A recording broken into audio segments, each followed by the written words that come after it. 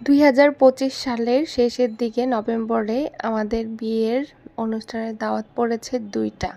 কি করব, আর 2টাই তো অ্যাটেন্ড করা যাবে না, একটাতে অ্যাটেন্ড করলাম আর অনেক মজা করলাম। তো এর পরের দিন থেকে সকাল থেকে শুরু করলাম ব্লগটা। সকাল সকাল ঘুম থেকে উঠে বের হওয়া এতটা কষ্ট আমার জন্য, তারপরেও কষ্ট হলেও বান্ধবী যেহেতু বের হবে, ওরকে আমি ফোন দিয়ে বের হয়েছি আর ও এর মধ্যে বের হয়েছে ছেলেকে দিয়ে। দেখতে পাচ্ছেন সকাল সকাল বের হলে চোখের কি অবস্থা থাকে, চোখ এত ফোলা। আর কিছুদিন যাবত ঘুমই হচ্ছিল না ভূমিকম্পের কারণে।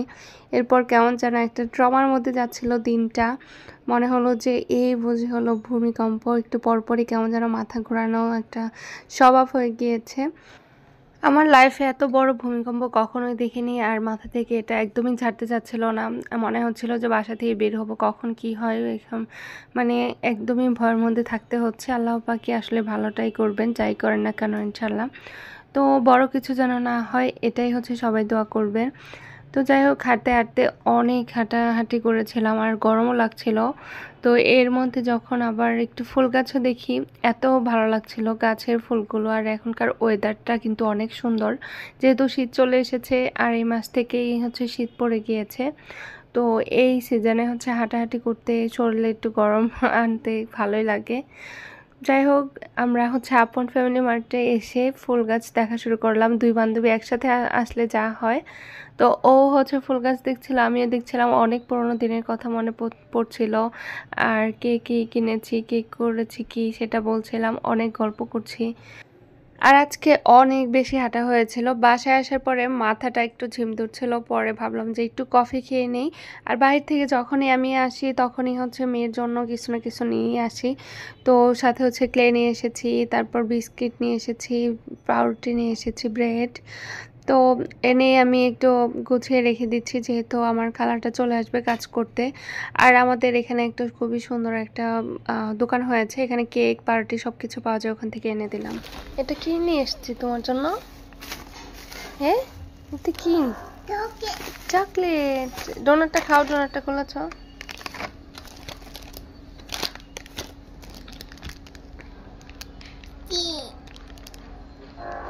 ক্লে। দুপুরে যেহেতু দাওয়াত, সেই কারণে এত একটা রান্না করার বেশি বিজি ছিলাম না। তো তারপরেও আমি একটা কারি রান্না করে রেখে গেলাম, যেহেতু বাসায় আসার পরে আমার রান্না করতে হবে, ওটা আমার একদমই পছন্দ না। তো সেই কারণে আমি একটা মাছ ভুনা করে রেখে দিয়েছি, যদি কিছু লাগে পাশাপাশি ডিম ভুনা করে নেব। আর এর মধ্যে রেডি হয়ে আমরা বের হয়ে গিয়েছি বিয়ের উদ্দেশ্যে যাওয়ার জন্য। তো এই বিয়েটা ছিল সাভারে। তো এসে দেখলাম যে সবাই অলরেডি চলে এসেছে, তো আমরা অলমোস্ট চলে এসেছি। এরপর হচ্ছে খাবার দিয়েছে আমাদেরকে, আর কাচ্চি দিয়েছিল, এখানে কাবাব দিয়েছে, টক দিয়েছে, বোরহানি দিয়েছে, সাথে পানি। খাবারটা খুবই মজা ছিল আর খুবই এনজয় করেছি খাবারটা খেয়ে। এখানে এসে দেখলাম যে প্রথমে খাবার খাওয়ানো হচ্ছে, তারপর বউ জামাই ওখানে বসে আছে, কিছু ছবি শ্যুট করা হচ্ছে আর কি, ফটোশ্যুট করা হচ্ছে। আর তার বোন মা সবাই একসাথে ছিল। আমরা বাহিরে বের হয়ে আবারও ফটোশ্যুট করছি। তো এর নাম হচ্ছে বাঁধন, ওরই বিয়ে। তো ও হচ্ছে এখন নাটক, তারপর ছবি অনেক কিছুই করে। আর এর মধ্যে আমরা চলে এলাম হচ্ছে 300 ফিটে একটু বেড়ানোর জন্য। তো ওখানে ঘোরাঘুরি করলাম, বেলুন ফোটালাম। আজকে অনেক বেলুন ফুটিয়েছি আমি, যেগুলো ফোটানোর সেগুলো হচ্ছে 16টা থেকে 15টায় আমি ফুটিয়েছি। যাই হোক, এটা পরে কিছুদিন আগের ভিডিও। এটা আমরা বান্ধবীরা মিলে একসাথে মিলে একটা গেট টুগেদার করেছি বাসার ভিতরে। অনেক অনেক আনন্দ করেছি, অনেক মজা হয়েছে।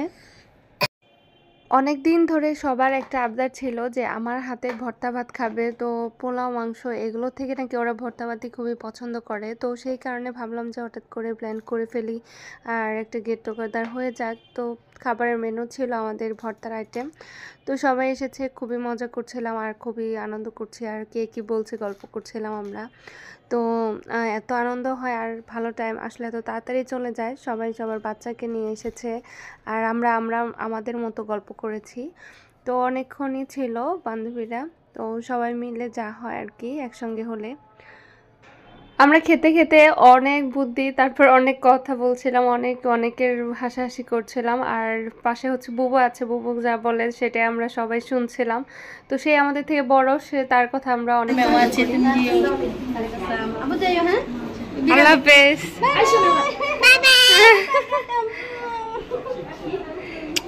ওরে বাবা, ওরে বাবা।